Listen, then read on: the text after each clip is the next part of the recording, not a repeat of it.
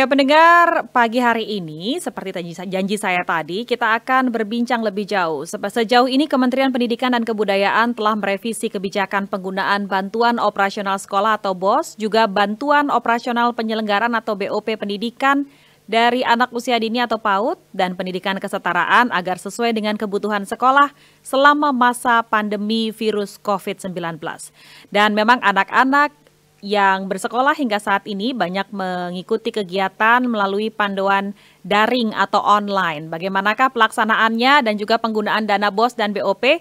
Kami sudah bersama dengan beberapa narasumber pagi hari ini. Bapak Wardani Sugianto, Kepala Dinas Pendidikan Kabupaten Klaten, Jawa Tengah, Pak Hamid Muhammad, yang merupakan PLT Dirjen PAUD, Pendidikan Dasar dan Pendidikan Menengah, juga Bapak Suryana, Kepala SMA Negeri 8 Bandung. Dan segera saja kita terhubung dengan narasumber terkait.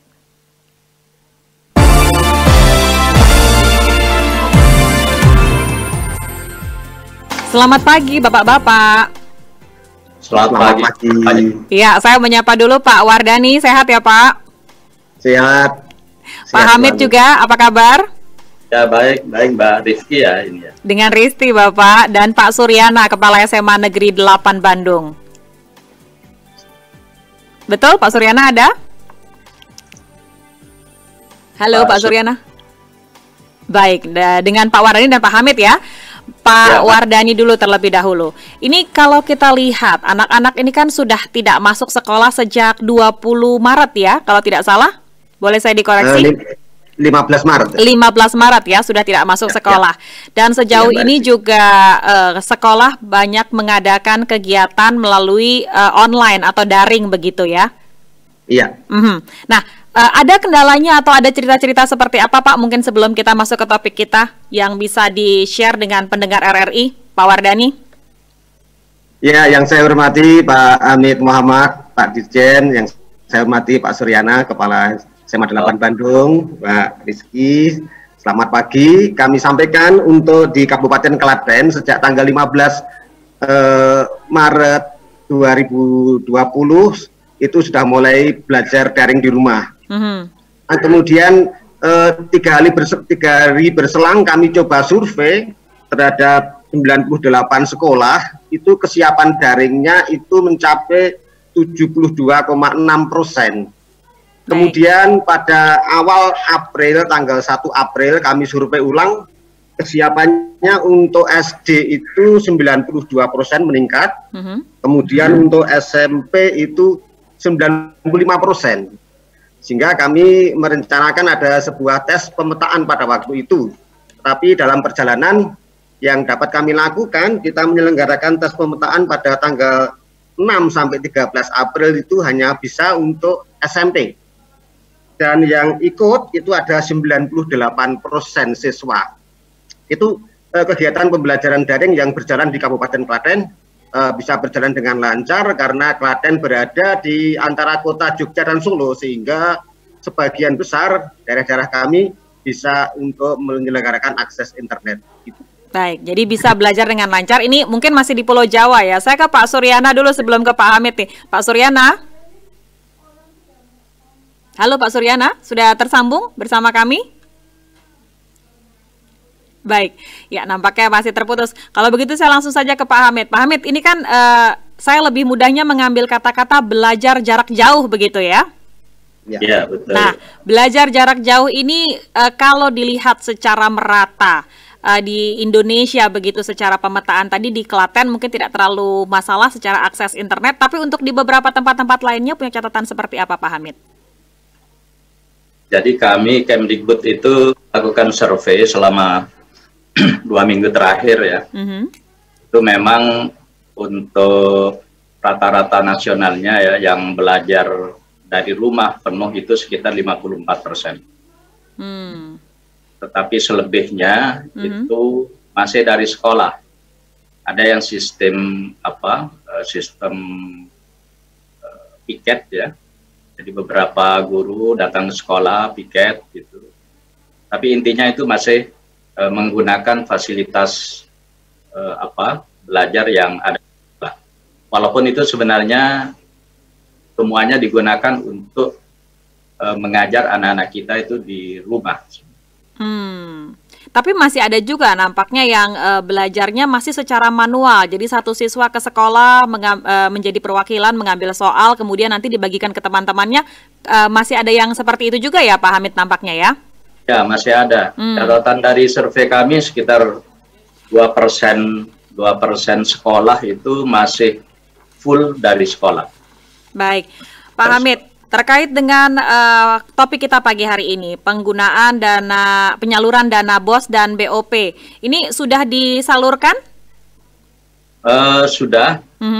Kalau BOS itu karena langsung dari Kementerian Keuangan ya, itu sampai hari ini sudah 99%-an ya, 99,5%. Hanya tinggal sekitar 0,5%-an lagi yang kita masih lakukan verifikasi data, terutama ini sekolah-sekolah yang ada di Indonesia Timur, terutama di Papua, kemudian di NTT dan seterusnya. Kalau lainnya sudah kita salurkan semua.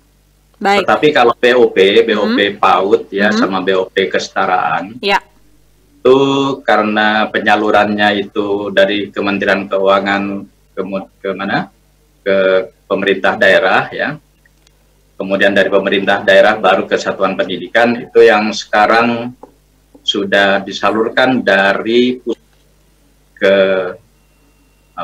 BKUD ya di daerah itu sekitar 58%. Baik. Sepertinya masih dalam proses.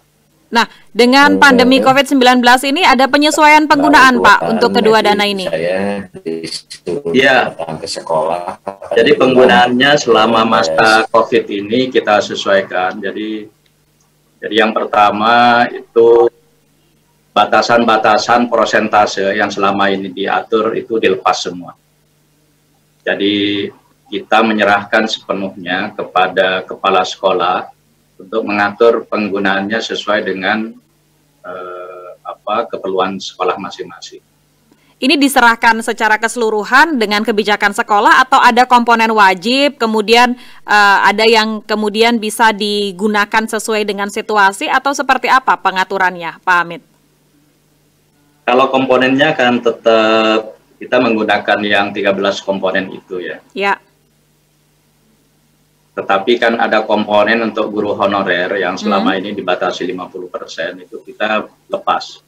Jadi kalau misalnya sekolah itu memerlukan untuk guru honorer yang mungkin bertugas ke rumah-rumah dan seterusnya, itu boleh menggunakan lebih dari 50%. Jadi misalnya seperti itu.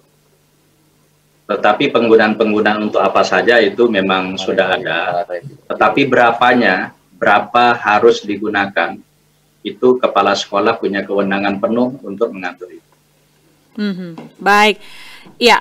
Kami boleh juga mengundang Anda para pendengar untuk bisa berbincang melalui RRI. Pada pagi hari ini kami sedang berbincang mengenai penggunaan dan juga anggaran dari BOS dan juga BOP, di mana ada 3 narasumber yang bersama kami, termasuk juga dengan PLT Dirjen PAUD, Pendidikan Dasar dan Pendidikan Menengah, Pak Hamid Muhammad.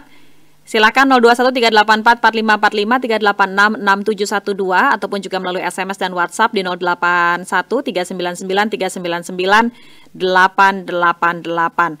Dan sebelum ke pendengar, saya ingin dengar dari Pak Wardani. Pak Wardani, kalau saat ini begitu ya, situasi seperti sekarang ini, penyesuaian di Klaten itu seperti apa yang diberikan di sekolah-sekolah yang ada di Klaten?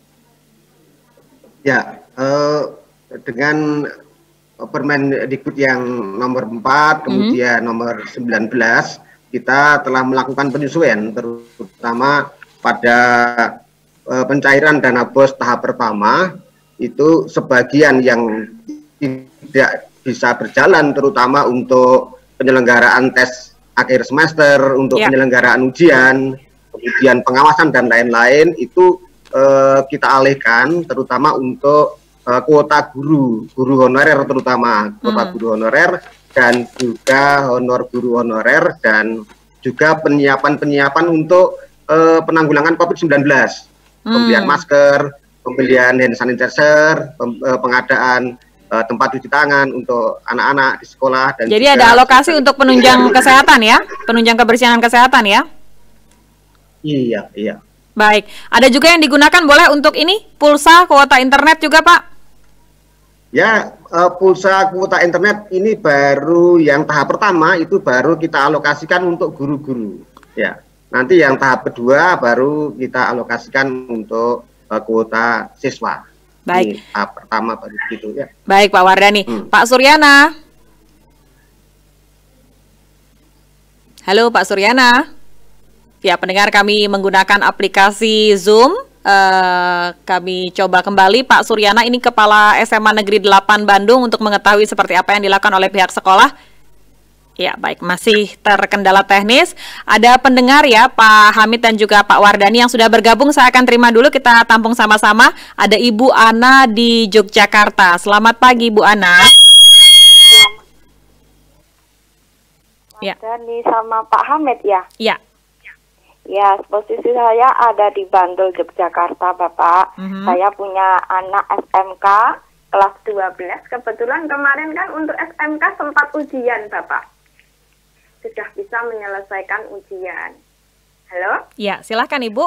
Oh ya, iya sudah menyelesaikan ujian, dan sekarang kemarin itu kalau untuk kelas 12 memang kadang beberapa hari itu masuk untuk Halo Bu Ana. Ya. Halo. Ya, agak terputus-putus suaranya, mungkin lebih dipersingkat pertanyaannya. Ya, pertanyaan saya untuk SMK ini besok kelulusannya itu ditentukan atau belum, sudah direncanakan bulan apa, dan untuk biaya-biaya kan kemarin ada bantuan sudah terlanjur tanda tangan, itu apakah itu bisa menjadi hak siswa untuk memenuhi kebetulan masih punya kekurangan. Yang ingin saya tanyakan cuma itu saja. Terima kasih. Assalamualaikum warahmatullahi wabarakatuh. Waalaikumsalam. Terima kasih Bu Ana di Jogja. Selanjutnya ada Pak Bara di Jakarta. Selamat pagi Pak Bara. Iya, nampaknya terputus. Baik, mungkin boleh ditanggapi oleh Pak Hamid terlebih dahulu. Ini masalah kelulusan SMK ya di kelas 12 dan juga bagaimana bantuan bisa diterima. Ya, jadi kalau masalah kelulusan SMK ini kan sudah diatur ya dengan surat edaran Mendikbud nomor 4 2020 itu. Jadi kelulusan SMK termasuk sekolah-sekolah lain itu semuanya menggunakan ujian sekolah. Jadi ujian sekolah. Jadi ujian sekolah yang sudah dilakukan oleh sekolah itu bisa dijadikan dasar untuk kelulusan, termasuk nilai rapor 5 semester terakhir. Baik. Nilai rapor semester terakhir tambah dengan ujian sekolah kalau sekolah sudah melakukan, termasuk ujian praktek selama 5 tahun terakhir itu juga bisa digunakan. Jadi itu pemanfaatannya ujian nasional dan uji kompetensinya itu udah dibatalkan ya, maka otomatis penilaian kita serahkan semuanya berdasarkan nilai-nilai yang ada di sekolah. Baik, ya. Ada pendengar lagi yang sudah bergabung, saya tampung terlebih dahulu ya, supaya kita jadi satu pertanyaannya nih Bapak-Bapak. Jadi Bapak-Bapak tidak terlalu tegang nantinya. Baik, ada Pak Indra di Jakarta. Selamat pagi Pak Indra. Pagi. Ya, silakan Pak Indra, apa yang mau ditanyakan ke Pak Hamid atau Pak Wardani? Pak Hamid dari Kemdikbud. Mau tanya Pak Hamid. Silakan Pak. Ya, pertanyaannya saya sebagai salah satu penyedia untuk toko-toko yang sah untuk dibeli sekolah. Itu kurang jelas suaranya. Ya, kurang jelas ini. Baik, boleh mungkin kami terkendala teknis, boleh disampaikan pertanyaannya, nanti kami ulang kembali Pak Indra. Iya, jadi ada sekolah-sekolah di Jakarta yang mengatakan bahwa dana BOS itu belum bisa digunakan karena harus menunggu arahan dari dinas setempat. Itu bagaimana aturannya? Sejauh kami tahu, begitu uang masuk di sekolah itu tidak perlu lagi. Itu aja. Terima kasih. Baik, terima kasih Pak Indra di Jakarta. Saya akan ulang pertanyaannya ini Pak Hamid ya. Pak Indra ini adalah salah seorang penyedia alat tulis ATK begitu dan keperluan sekolah, dan beliau menanyakan untuk sekolah di Jakarta apabila sudah turun dana BOS ini apa bisa langsung digunakan atau seperti apa? Saya kira di dalam Permendikbud tentang BOS itu kan sudah jelas ya. Semua sekolah yang sudah mendapatkan itu silahkan melaksanakan dan menggunakan dana BOS itu sesuai dengan RKAS yang sudah disusun oleh sekolah ya, dan sudah disetujui oleh Dinas Pendidikan setempat. Baik. Jadi tidak ada lagi pengaturan lainnya. Sehingga ini untuk mempercepat ya bagaimana sekolah ini bisa menggunakan dana BOS itu untuk kepentingan saat ini. Oleh karena itu, saya harapkan sekolah-sekolah itu segera aja laksanakan dan gunakan BOS itu sesuai dengan peruntukan yang sudah ada di RKAS atau yang RKAS-nya sudah direvisi dengan adanya regulasi yang baru ini. Saya kira itu. Baik, Pak Hamid. Pak Wardani, tadi dibilang ada penyesuaian. Nah, ketika ada penyesuaian BOS dan BOP ini selama pandemi COVID-19, seperti apa respon sekolah-sekolah di Jawa Tengah terutama? Kalau terkait dengan yang SMK tadi, di Jawa Tengah itu sudah tidak ada SPP, jadi semuanya didanai pakai dana BOS pusat dan BOP provinsi, sehingga tidak ada dana SPP, sehingga semuanya didanai oleh pemerintah. Ya. Nah, untuk yang terkait dengan penyusunan RKAS, perubahan RKAS itu mungkin di DKI sama dengan di Klaten, saya tidak tahu. Tapi kan di Klaten ada aplikasi. Yang aplikasi itu bekerja sama dengan Badan Pengelolaan Keuangan Daerah. Nah, dari situ memang dikunci. Nah, kita harus membuka dulu, kemudian perubahan RKAS itu harus diproses dulu di Badan Pengelolaan Keuangan Daerah. Memang dengan aplikasi ini cukup memudahkan, tapi juga memerlukan proses kaitannya dengan perubahan RKAS yang harus diinput ke aplikasi. Namun di Klaten untuk mempercepat, kita tidak merubah di aplikasi, tetapi tidak mengalihkan ke tiga anggaran, yaitu untuk anggaran honor, kemudian modal, dan barang jasa. Jadi dari tiga kelompok itu yang tahap pertama yang penting tidak berubah, yang berubah di RKAS-nya saja. Misalnya untuk penyelenggaraan ujian, ini kan tidak ada penggandaan soal, tidak ada pengawasan, nah itulah yang dialihkan untuk pencegahan COVID-19. Nah, tadi kan juga sempat disinggung nih mengenai pembayaran guru honorer begitu ya. Nah, ini sistem yang dilakukan di Klaten seperti apa, Pak?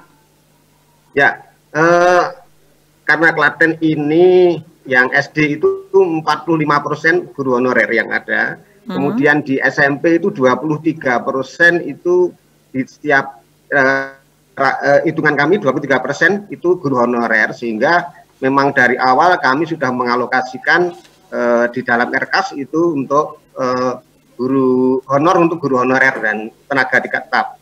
Nah, tinggal yang untuk barang dan jasa ini yang tidak terpakai itu dialihkan untuk pencegahan COVID-19 dan untuk kuota guru-guru. Seperti pulsa tadi ya. Rata-rata honorer harus melakukan daring dengan anak-anak begitu. Baik. Ya, Pak. Halo. Halo. Pak Suryana. Siap. Nah, baru bergabung ini, kami sudah tunggu-tunggu dari tadi. Kami sudah terputus terus, Bu. Terputus-putus ya, baik. Iya. Ini karena kita menggunakan aplikasi, ini juga mungkin sebagai contoh begitu ya. Anak-anak juga mungkin kadang-kadang belajarnya terputus-putus ini. Bisa jadi. Ya, Pak Suryana, baik, sebelum saya lanjutkan tadi perbincangan mengenai penggunaan dana BOS dan BOP, sejauh ini dari Pak Suryana sebagai kepala sekolah, bagaimana sistem belajar jarak jauh yang dilakukan ini, terkendala seperti apa, Pak? Ya, sebetulnya mungkin dari segi kendala teknis tidak begitu terasa ya. Cuman ya keluhan dari anak-anak ya biasanya mereka ngumpul ya, mereka mengalami sedikit kejenuhan lah di rumah terus. Baik. Mereka sudah rindu, kangen, canda sama temennya, ngumpul di sekolah. pada umumnya itu sih ya, mengalami kejenuhan-kejenuhan. Lebih ke dampak psikis ya Pak ya. Tapi Ya, Pak, lebih ke kalau psikis. ya kalau kembali ke topik kita ini mengenai dana BOS dan juga BOP di sekolah Bapak sendiri, kebijakannya seperti apa? Tadi kami sudah cukup banyak berbincang dengan Pak Hamid dan betul. juga Pak Wardani. Ada penyesuaian-penyesuaian yang dilakukan. Seperti apa saja yang digunakan di SMA Negeri 8 Bandung ini? Nah, saya kira di sini kan Permen dengan keluarnya perubahan Permen dan Ya. keluarnya Permen nomor 19 itu, ini buat kami di sekolah sangat menyambut baik karena dampak dari COVID-19 walaupun bagaimana, kalau kita kan di tingkat SMA di Jawa Barat itu sampai bulan Juni masih ada iuran ya dari masyarakat, tapi dengan musibah ini jelas kita pihak sekolah juga paham betul tatkala orang tua juga macet lah gitu, iuran bulanan macet. Nah, tapi tatkala keluar Permen yang baru di mana bisa digunakan untuk membayar tenaga honorer, ya, walaupun yang belum memiliki UNBTK, ini jelas sangat membantu sekali buat sekolah ya. Ya. Sehingga tidak perlu terjadilah terutama tenaga honorer yang jumlahnya cukup besar kan sekarang ini dengan banyaknya rekan-rekan kita yang sudah memasuki masa pensiun ya. Nah, kita bisa tutupi lah nanti. Ya. Walaupun sih dana ini kan belum cair sih, yang ini kan terhitung April ya. Dana BOS ini belum cair sih. Baik, saya ke Pak Hamid dulu. Pak Hamid, sebenarnya untuk persyaratan anggaran dana BOS dan juga BOP yang bisa diberikan untuk tenaga honorer itu ada aturan tertentu tidak sih? Ya, masih ada ya. Apa saja Jadi itu Pak?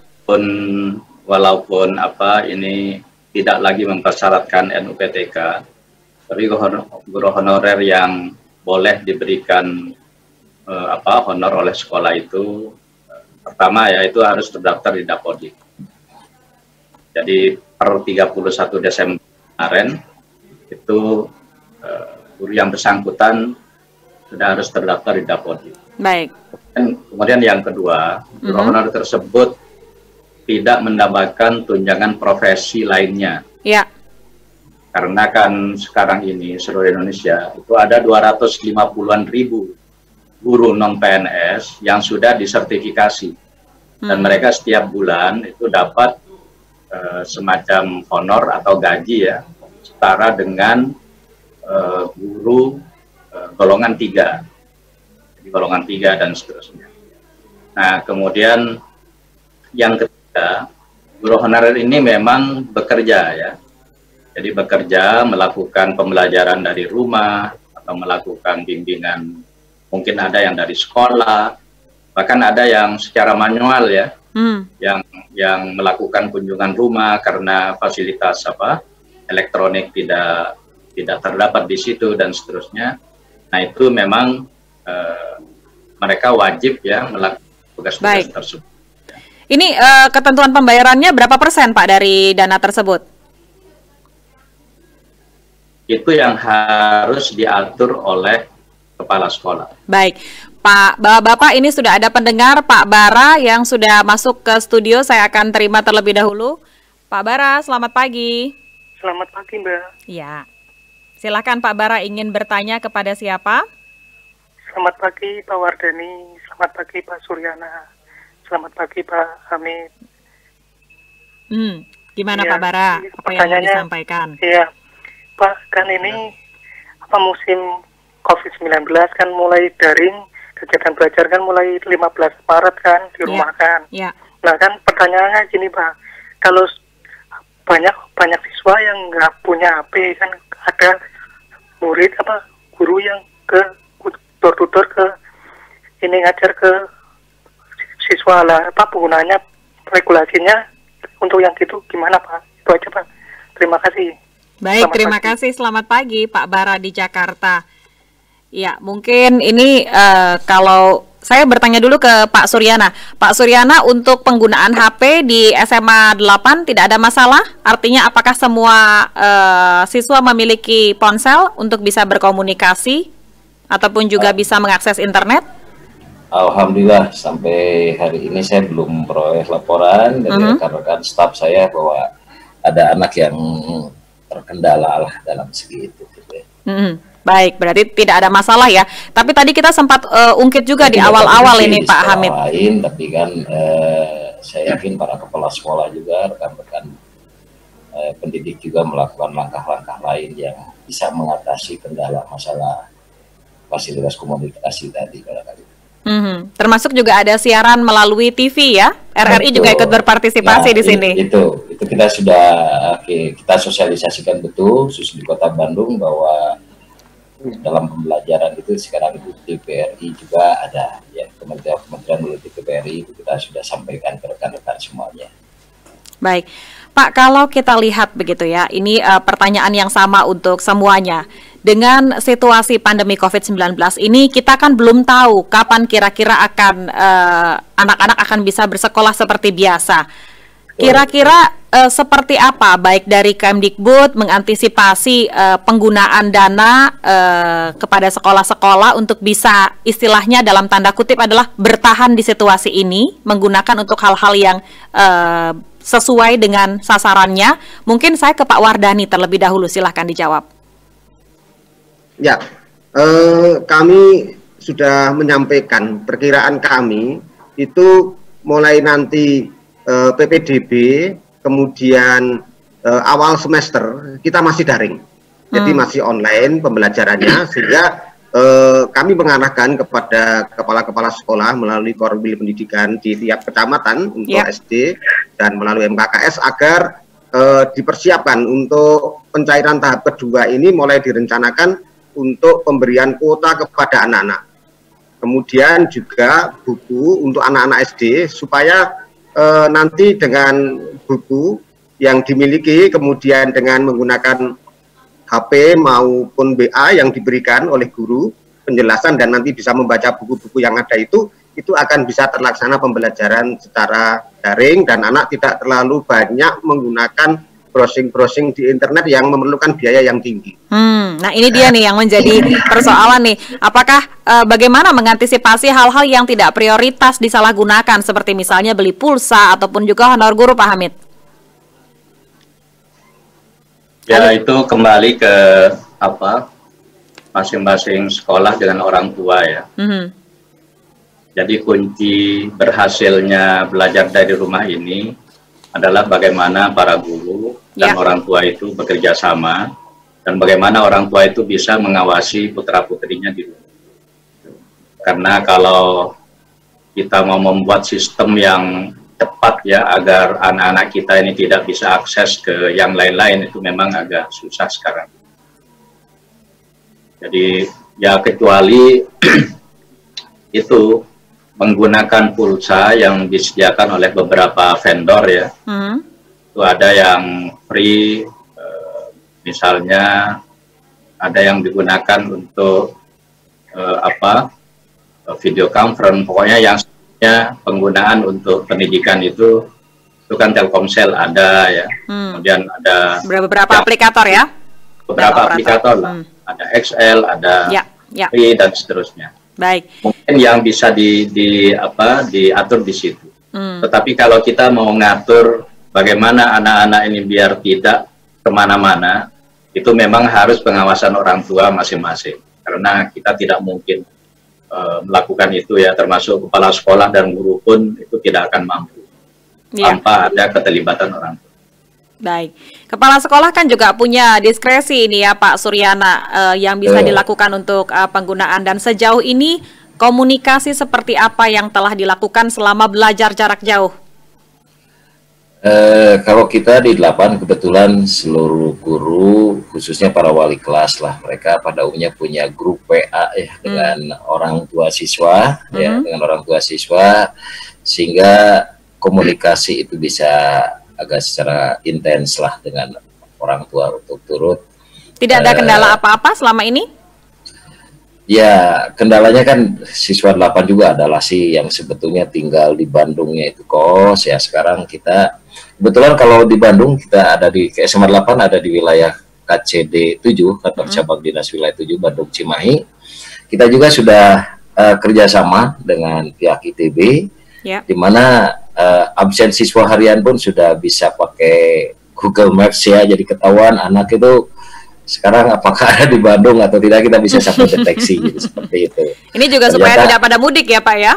Ya, ternyata ada beberapa orang karena dia kos ya, ada juga yang orang tuanya kan khawatir dengan situasi kondisi sekarang. Ya.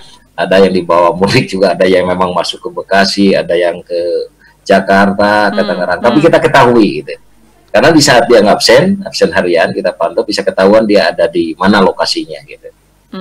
Baik. Nah, itu untuk itu RCD. Ya. Kita ada di Kota Bandung gitu. Baik, Pak Suryana. Sudah ada pendengar yang bergabung lagi, ini Ibu Vita di Jakarta. Selamat pagi Ibu Vita. Halo Bu Vita, selamat pagi.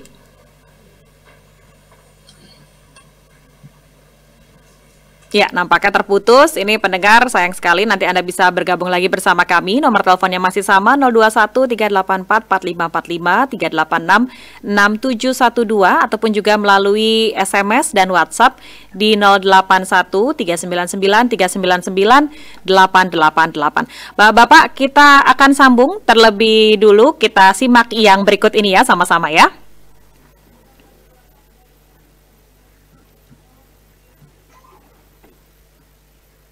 Sangat menyenangkan. Iya ya, asik banget. Belajar dari rumah, sebuah program yang memperluas akses belajar melalui televisi dan untuk seluruh jenjang pendidikan, mulai PAUD hingga pendidikan menengah. Ada pula siaran kebudayaan untuk semua dan pengasuhan anak bagi orang tua dan guru. Saksikan Belajar dari Rumah hanya di TVRI, Senin sampai dengan Jumat mulai 13 April 2020, mulai pukul 8 waktu Indonesia Barat. Tonton sajian program pembelajaran dan kebudayaan yang bermanfaat, seperti pesan Menteri Pendidikan dan Kebudayaan Republik Indonesia, Bapak Nadiem Makarim berikut ini. Kementerian Pendidikan dan Kebudayaan terus mendukung pembelajaran jarak jauh dan memajukan budaya Indonesia di masa pandemi Corona. Saksikan program Belajar dari Rumah untuk semua jenjang pendidikan, guru dan orang tua hanya di TVRI. Marilah kita bersama-sama belajar dari rumah. Informasi ini dipersembahkan oleh Kementerian Pendidikan dan Kebudayaan Republik Indonesia.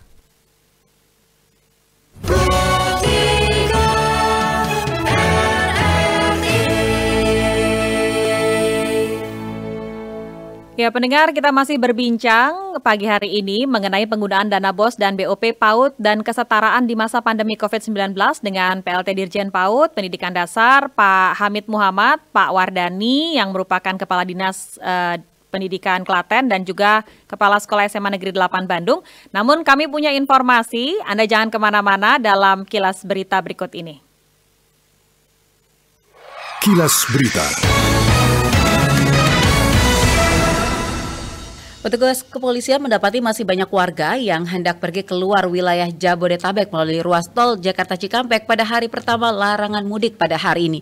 Sejak dini hari tadi, polisi sudah memeriksa dan memaksa sekitar 700 kendaraan untuk putar balik ke arah Jakarta di pos pemeriksaan gerbang tol Cikarang Barat.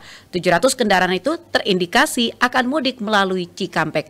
Informasi lain dan informasi terkini juga bisa Anda update pendengar melalui situs berita resmi kami di rri.co.id. Demikian kilas berita.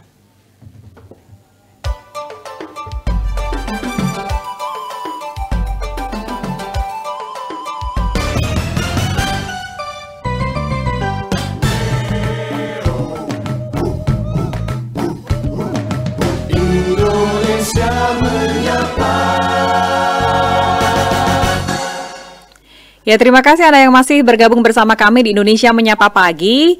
Dan silakan Anda bisa berpartisipasi 021-384-4545, 386-6712, ataupun juga melalui SMS dan WhatsApp 081-399-399-888. Mungkin Anda adalah salah seorang yang bergelut di dunia pendidikan juga, karena tema kita pagi hari ini adalah bagaimana penggunaan dana BOS dan BOP PAUD juga kesetaraan.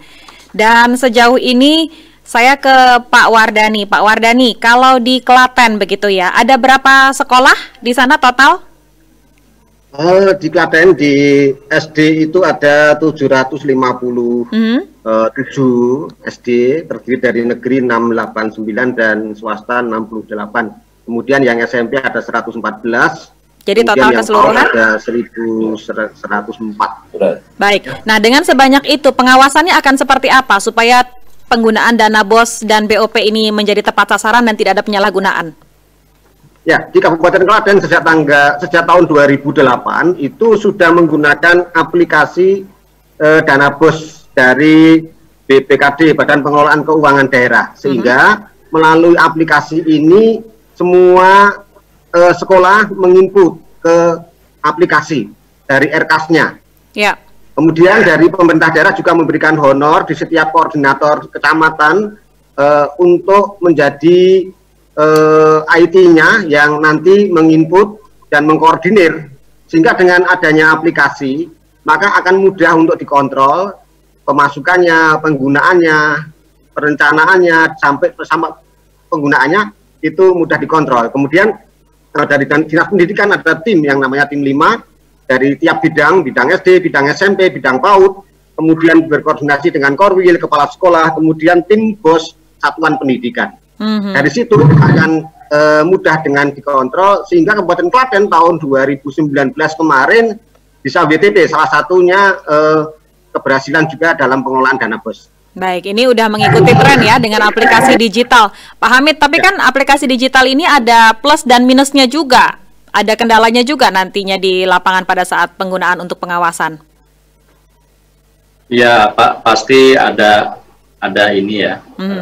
Ada beberapa tantangan lah dan kendala. Ya, Pak Hamid, mohon maaf, mungkin sebelum dijawab sudah ada pendengar yang bergabung, boleh saya sapa dulu ya supaya tidak terputus ya. Nanti kita lanjutkan perbincangannya.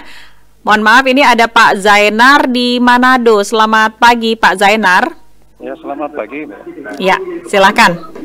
Ya, mau tanya kepada Pak Hamid. Ya, selamat pagi Pak Hamid dan bapak-bapak narasumber yang ada. Ya, pertama terkait dengan pembayaran guru honor.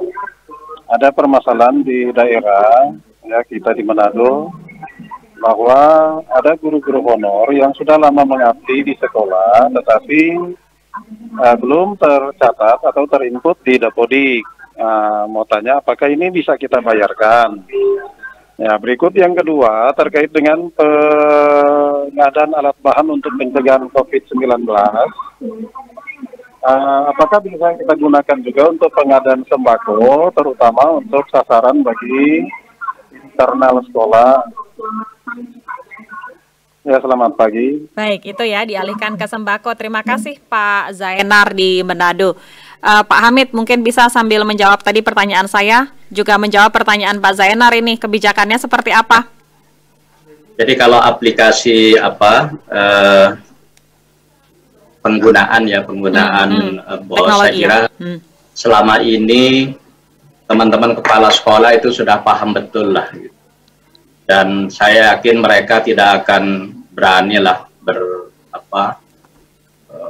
melakukan berbagai hal ya yang nanti akan menyimpang.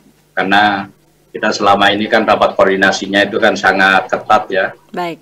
Dari kepala sekolah dengan dinas nanti dengan pusat gitu. Dan itu sudah kita lakukan sejak lama gitu.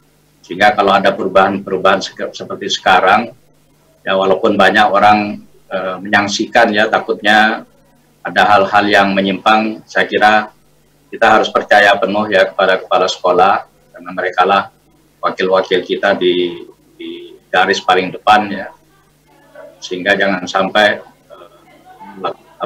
kita itu curiga berlebihan kepada hal-hal yang semacam itu. Baik. Nah, yang kedua, menjawab pertanyaan tadi Pak Zainar ya, ini yang tidak masuk di Dapodik bisa nggak diberikan? Saya agak heran ya, kenapa guru honor yang sudah lama di sekolah kok tidak dimasukkan di Dapodik? Kan itu kan sebenarnya harus dimasukkan semua. Dan Dapodik kita ini kan sebenarnya sudah tahun berapa ya, 2013-an itu kan sudah ada gitu. Jadi sekali lagi guru honorer walaupun sudah lama tapi tidak dimasukkan di Dapodik itu tidak. Kenapa harus dimasukkan di Dapodik? Karena itu dasar untuk audit. Karena kalau tidak ada di Dapodik, maka itu dianggap ya tidak legal gitu. Artinya tidak berhak untuk menerima dana honor ya Pak ya? Tidak berhak menerima. Itu sudah jelas.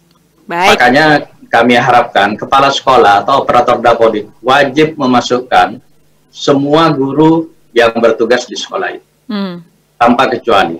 Punya NUPTK atau tidak, masukkan aja semuanya. Jadi itu yang kemudian dana BOS ini untuk sembako, saya kira itu tidak diatur ya dalam Permendikbud. Jadi saya kira tidak perlulah ke sana karena urusan sembako dan seterusnya ini kan tugas dari Kementerian Sosial yang jumlah anggarannya cukup banyak ya untuk menangani masalah sembako. Baik, mungkin saya ke Pak Suryana. Pak Suryana, dana BOS dan dana BOP yang ada, dana BOS terlebih ya kalau untuk di SMA 8 ya, ini sudah dipakai untuk apa saja sih? Mungkin boleh disampaikan juga nih. Ya, awal-awal yang sekarang dengan adanya musibah COVID-19, jelas di dana BOS TW1 saja kita sudah gunakan diantaranya untuk pembelian ya tadi semacam hand sanitizer, disinfektan dan lain sebagainya gitu ya. Tapi kan tidak ada aktivitas sekolah. Jadi pembeliannya apakah juga dalam jumlah yang cukup besar begitu? Oh tidak. Jadi kan aktivitas kantor kan masih tetap jalan. Security juga kita jalan, satpam, pintu gerbang apa itu yang menjadi prioritas kan ya. Gitu yang menjadi prioritas.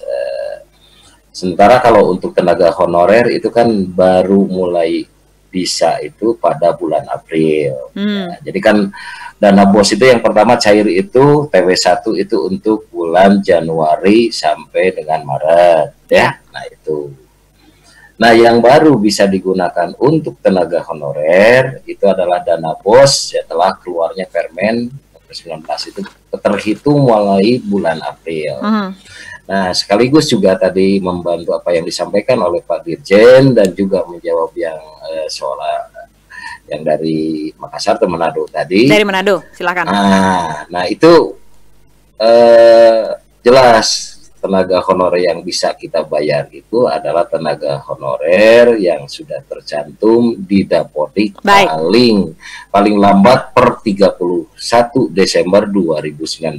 Baik, Pak Suryana. Itu boleh dibayar ya, boleh dibayar. Baik, saya mau terima satu pendengar terakhir ini ya, Bu Susi di Jakarta yang sudah bergabung bersama kita. Selamat pagi, Bu Susi. Selamat pagi. Ya. Sehat ya Ibu ya? Sehat, alhamdulillah. Boleh langsung saja pertanyaannya.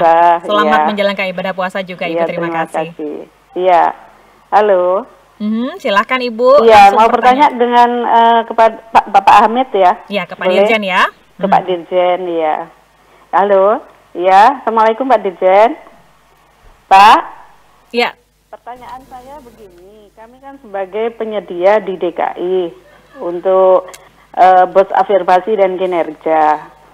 Ini kan dari tahun 2019 kan sudah turun dananya. Untuk DKI kenapa sampai saat ini dananya itu belum bisa dibelanjakan begitu? Dari tahun 2019.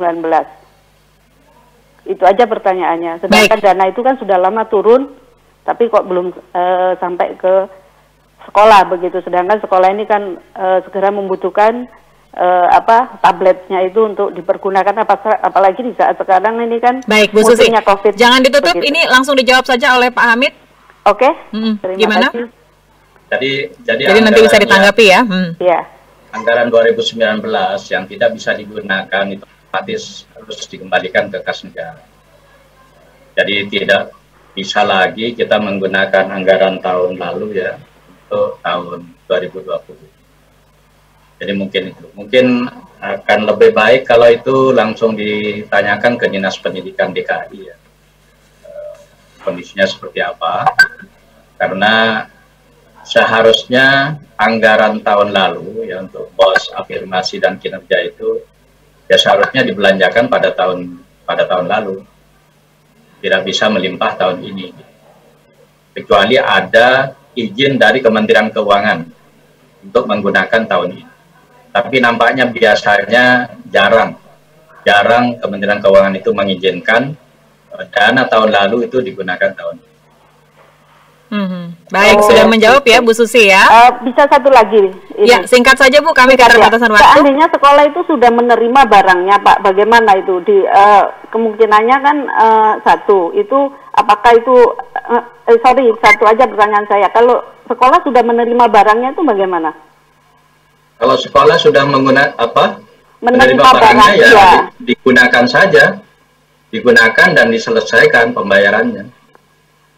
Itu harus Jadi- minta izin dinas dulu begitu ya Pak? Atau bagaimana? Kalau uangnya sudah ada di sekolah kan tinggal digunakan aja. Dananya tapi kan belum sampai ke sekolah Pak. Cara pembayarannya bagaimana itu Pak? Nah, itu yang harus diselesaikan dengan Dinas Pendidikan DKI. Baik. Itu ya, mudah-mudahan seperti menjawab ya Ibu ya. Terima Oke, kasih Bu Susi terima sudah kasih berpartisipasi. banyak. Iya, Selamat pagi. Ya, Pak, saya ke Pak Suryana lagi. Pak Suryana, sejauh ini di sekolah dalam penggunaan anggaran dan lain-lain semuanya sudah dapat terkoordinir dengan baik, apalagi masih dalam situasi kita meraba-raba ya, belum tahu sampai kapan begitu ya? Ya, saya kira dengan terjadinya musibah wabah COVID ini, pihak sekolah harus melakukan perubahan RKS, gitu ya. Apalagi dengan keluarnya permen yang baru tersebut. Ya. Kita akan langkah pertama jelas melakukan perubahan dulu RKS, ya, karena tadi bahwa dana BOS pun boleh digunakan untuk pembelian kuota internet, baik bagi siswa dan guru. Di SMA 8 insya Allah mulai... Boleh untuk siswa juga? Boleh. Untuk siswa boleh. Ada batasan-batasan yang diberikan? Pihak kementerian menyerahkan, gitu. Kalau saya ikuti statement menteri menyerahkan kepada pihak sekolah, tapi saya yakin pihak sekolah akan sangat mempertanggungjawabkan penggunaan kuota tersebut untuk pembelian kuota internet tersebut, baik bagi guru maupun bagi siswa. Di 8 insya Allah mulai minggu depan kita sudah prioritaskan dulu anak-anak yang siswa termasuk kelompok yang kurang mampu secara ekonomi akan kita berikan pulsa untuk memberikan kuota internet. Gitu. Baik, Pak Wardani, mungkin ada yang ingin disampaikan dari Kepala Dinas bagaimana di Klaten, terutama untuk seluruh sekolah di Klaten? Ya, untuk seluruh di sekolah di Klaten kami sudah menyampaikan juga bahwa kepada para orang tua, para siswa yang tadi kami sampaikan ada sekitar 8% untuk SD dan 2% untuk SMP, itu jumlahnya juga ratusan, yang tidak bisa mengakses internet dengan kondisi orang tua tidak mampu, nanti tetap nilai yang digunakan untuk penentuan kelulusan, untuk penentuan kenaikan kelas adalah nilai-nilai yang kemarin diperoleh ataupun yang sudah dilaksanakan dengan cara manual dengan guru mendatangi siswa terutama di desa-desa itu. Jadi tidak perlu terlalu takut dengan kegiatan-kegiatan daring yang tidak bisa berjalan. Baik. Tapi terima kasih kepada anak-anak, para orang tua yang mendukung daring sehingga kesiapan di Klaten itu mencapai 95%. Baik, terakhir mungkin Pak Dirjen bisa menyampaikan himbauan terkini terkait dengan penggunaan BOS agar tepat sasaran dan juga POP. Silahkan. Jadi saya kira kita berharap betul penggunaan dana BOS ini di sekolah ya dan di satuan pendidikan lainnya itu harus memperhatikan satu ya, kita harus fokus untuk kesehatan pendidik dan peserta didik. Jadi tolong Bapak Kepala Sekolah, Pak Kadis ya, pantau terus masalah kesehatan anak-anak kita, para guru-guru kita dan semua yang mendukung sekolah ini. Baik, Bapak-Bapak terima kasih sudah bergabung. Salam sehat, selamat menjalankan ibadah puasa juga. Mudah-mudahan ini bisa, pandemi ini segera berakhir dan anak-anak bisa kembali ke sekolah ya. Itu yang mungkin dirindukan oleh anak-anak juga para guru. Terima kasih Pak Hamid, terima kasih Pak Suryana dan juga terima kasih Pak Wardani. Selamat pagi Bapak-Bapak. Selamat pagi. Ya, demikian tadi pendengar wawancara kami dengan PLT Dirjen PAUD Pendidikan Dasar Pendidikan Menengah Hamid Muhammad, Kepala Dinas Pendidikan Kabupaten Klaten Bapak Wardani Sugianto, Kepala Sekolah SMA Negeri 8 Bandung Bapak Suryana. Terima kasih juga untuk yang sudah berpartisipasi melalui telepon dan SMS. Mohon maaf tidak semua dapat kami udarakan karena keterbatasan waktu. Dan kita berjumpa di lain kesempatan. Saya Risti Rustarto pamit dari ruang dengar Anda, namun rekan saya Veronica akan melanjutkan Indonesia Menyapa Pagi.